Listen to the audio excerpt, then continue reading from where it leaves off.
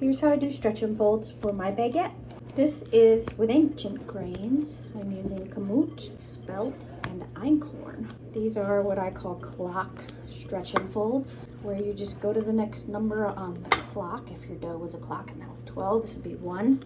And you just keep adding structure. This is exactly how I do the stretch and folds for my Italian. And we can see that the dough is starting to get a little bit tighter, and that air is starting to be incorporated into this dough. So we're just gonna cinch it down here, just like that. I'm wheeling my board, especially because I'm working with einkorn. Take my dough out and we're gonna scale it. 50. Okay, our dough has risen.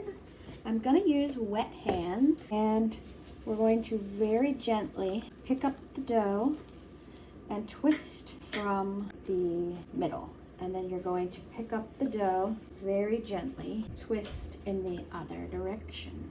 Okay, just like that. I let these rise a little bit too much. As you can see, they're sticking together.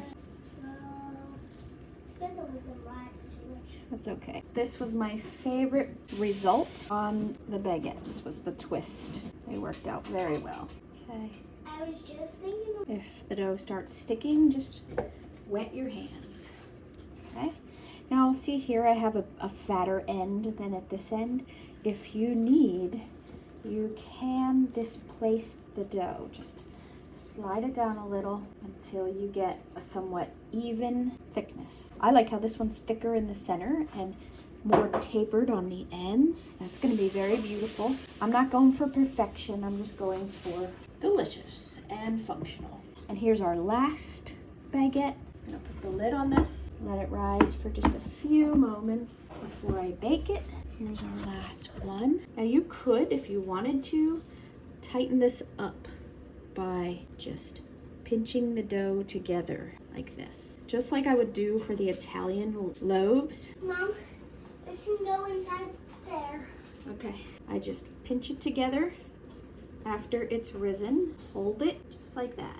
All right, buddy. I'm gonna roll it back over just like that. Boom. And if we wanted to score this love, I'll do one score in open baked and the others twisted. We're just gonna dust with some flour. This is my rice flour shaker. Break out your lamb or your lame, however you want to call it, and holding it almost level with the bread, just slide it through the length of the dough, just like that. Buddy, there you go. That's it. And then we bake with steam for this. We don't have to worry about the steam for this one, but if you wanted, you could spray. If you wanted to do a dusting of rice flour on your baker ones, go for it. Make them look nice and pretty. All right. And then where did I put my sprayer? There it is. All right. So you can give them a little spray.